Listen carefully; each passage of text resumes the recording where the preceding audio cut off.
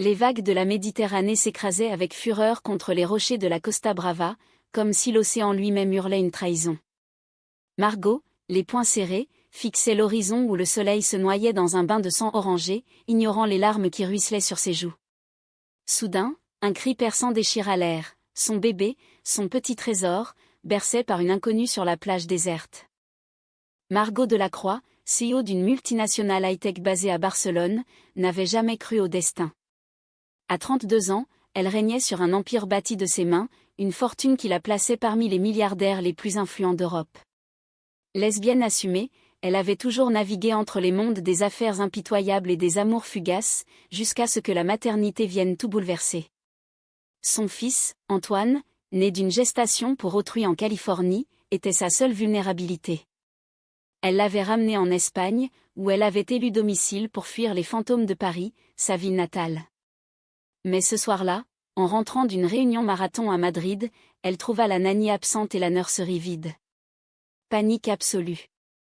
Elle fouilla la villa, appela la police, puis, guidée par un instinct primal, se précipita vers la plage privée en contrebas. Et là, elle la vit, une femme, dos à elle, berçant Antoine dans ses bras.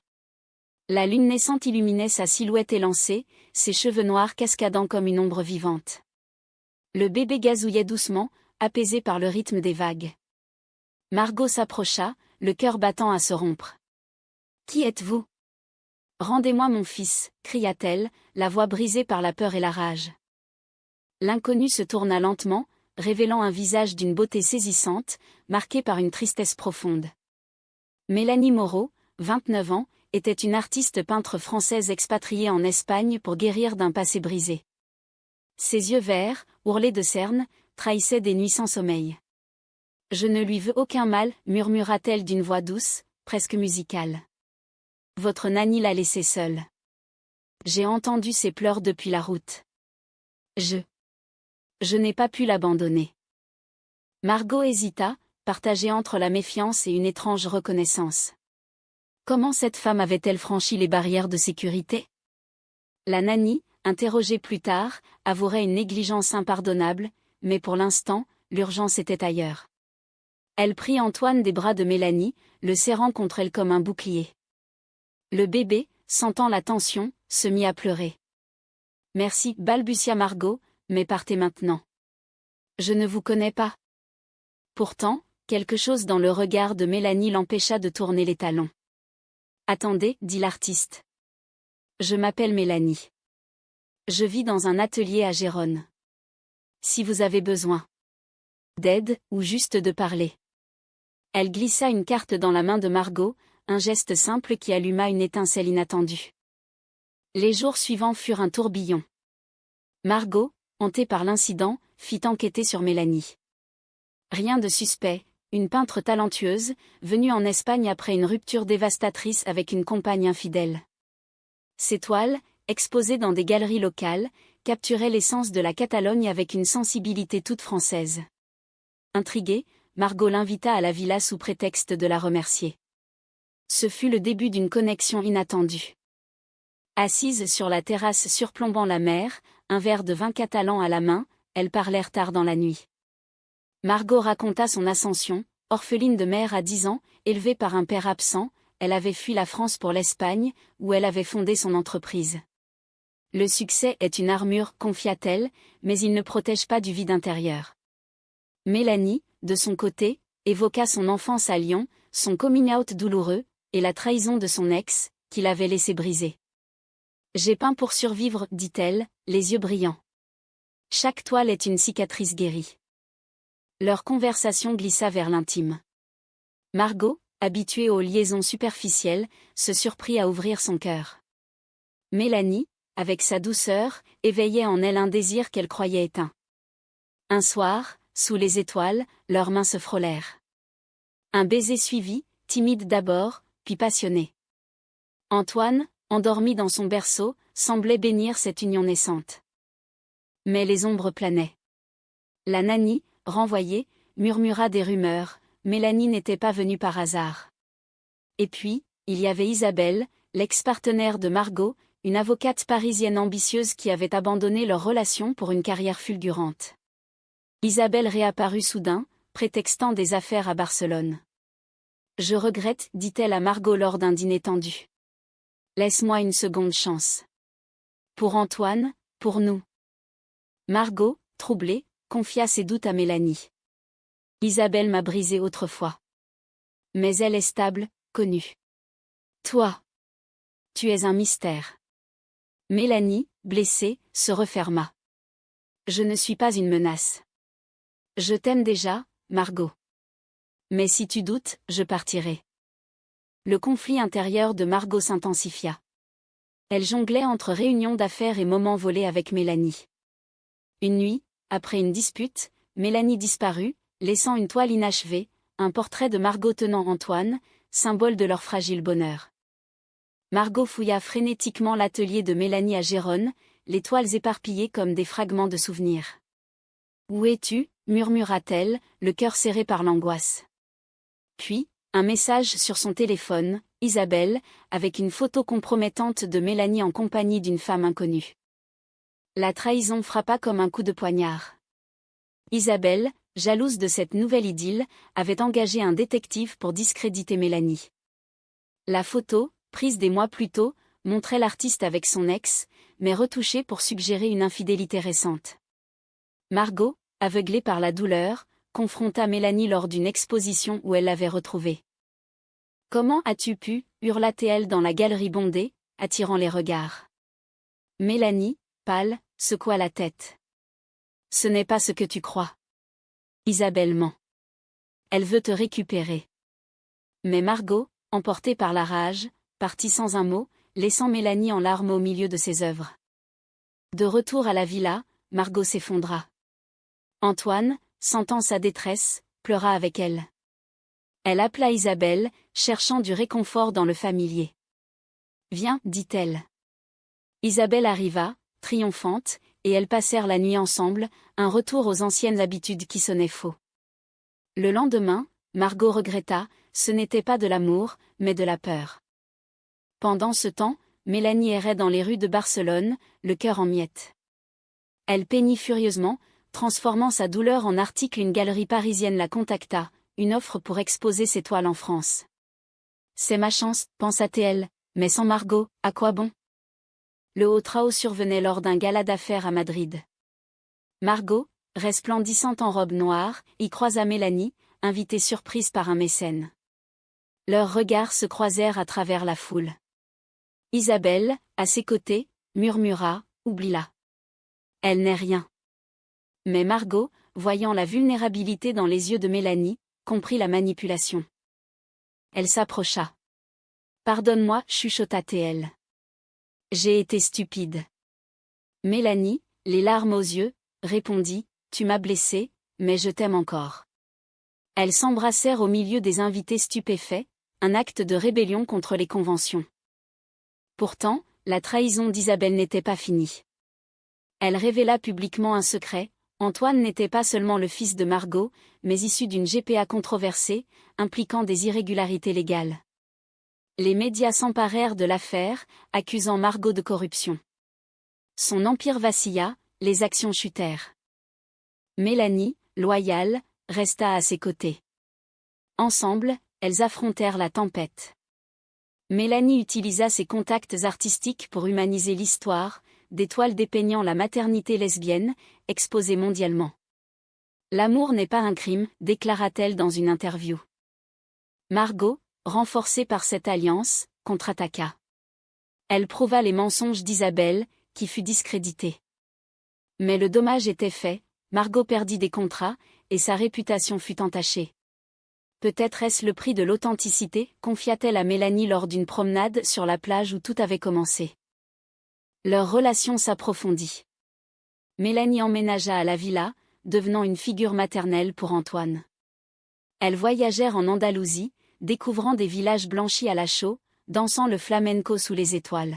« Tu m'as sauvée » murmura Margot un soir, enlacée à Mélanie. « Non » répondit l'artiste, « nous nous sommes sauvés mutuellement. » Mais un nouveau conflit surgit, Mélanie reçut une proposition pour une résidence artistique à Paris. « C'est mon rêve » avoua-t-elle.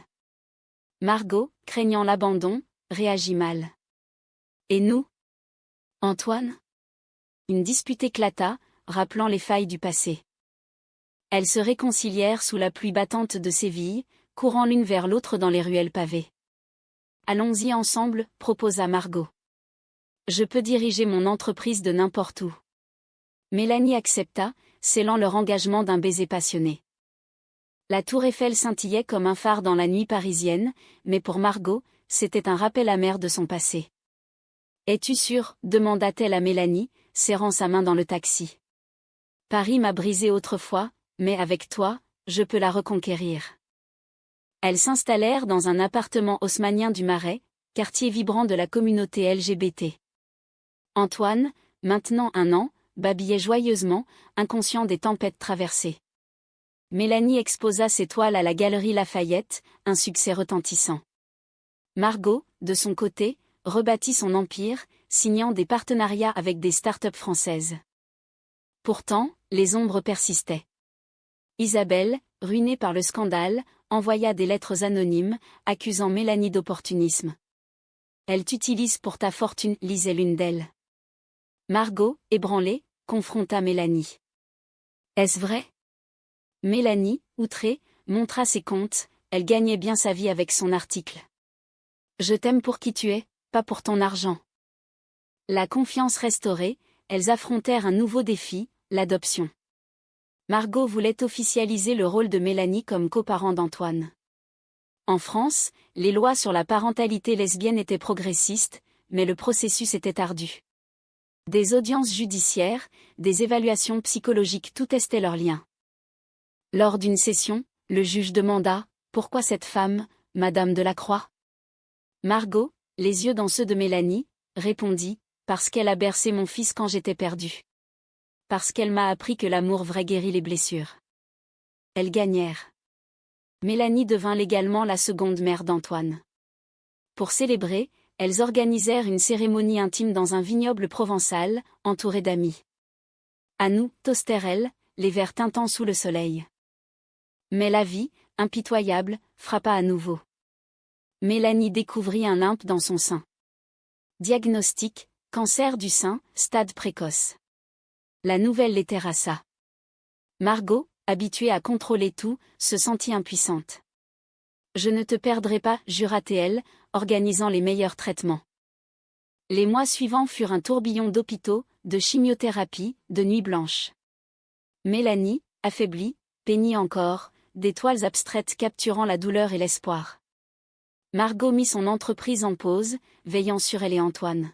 « Tu es ma force » murmurait Mélanie, la tête sur l'épaule de Margot. La maladie révéla la profondeur de leur amour. Des amis les soutinrent, la communauté LGBT se mobilisa.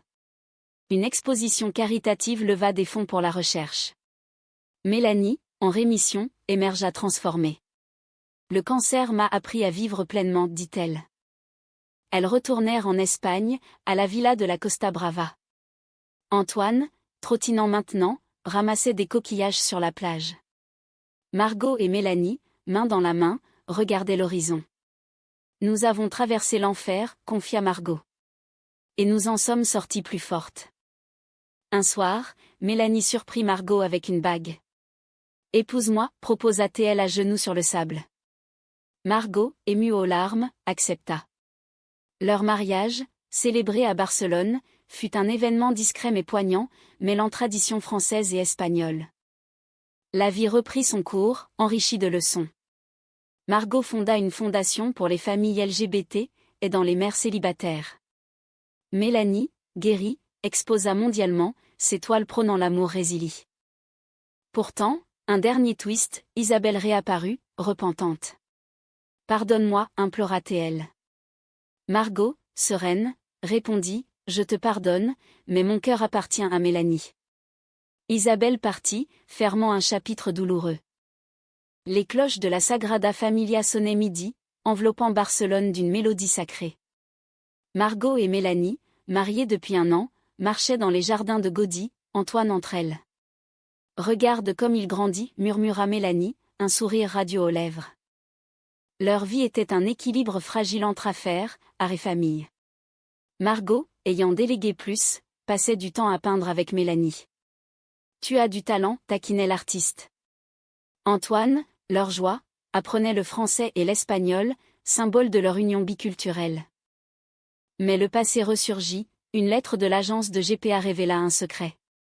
Antoine avait une sœur jumelle, séparée à la naissance par erreur administrative. La nouvelle les stupéfia. Nous devons la retrouver, décida Margot. Des recherches les menèrent en Californie. La jumelle, Sophie, vivait avec une famille adoptive. Rencontre émouvante, les enfants, identiques, jouèrent comme s'ils se connaissaient depuis toujours. Les parents adoptifs, compréhensifs, acceptèrent des visites régulières. Ce lien nouveau renforça leur famille. Mélanie adopta Sophie symboliquement, tissant des liens profonds. L'amour multiplie, philosophait-elle. Des années passèrent. Antoine et Sophie, adolescents, naviguaient dans leur identité. Margot et Mélanie, quinquagénaires, affrontèrent les défis de l'âge, ménopause, doutes existentiels. Une crise surgit quand Mélanie, en pleine exposition à Paris, flirta innocemment avec une admiratrice. Margot, jalouse, accusa, comme Isabelle autrefois. La dispute fut violente, rappelant les anciennes blessures. Mélanie partit pour Gérone, cherchant solitude. Margot, regrettant, la suivit. Pardonne-moi, implora-t-elle sous la pluie. Mélanie, en larmes, nous sommes humaines. L'amour demande du travail. Elles se réconcilièrent, plus sages. Leur histoire inspira un livre, écrit par Mélanie, Berçant l'inconnu, un best-seller sur l'amour lesbien et la résilience. À la fin, sur la plage où tout avait commencé, Margot et Mélanie, cheveux grisonnants, regardaient leurs enfants jouer. Antoine, gai assumé, et Sophie, hétéro-curieuse, représentaient l'avenir. Nous avons construit quelque chose de beau, dit Margot. Mélanie, serrant sa main, malgré les trahisons, les peines. C'est ça, la vie. Le soleil se couchait, peignant l'océan en or. Leur amour, forgé dans le feu, brillait d'un éclat éternel. Pas un happy end hollywoodien, mais une conclusion humaine, l'amour triomphe non sans cicatrices, mais avec une profondeur infinie.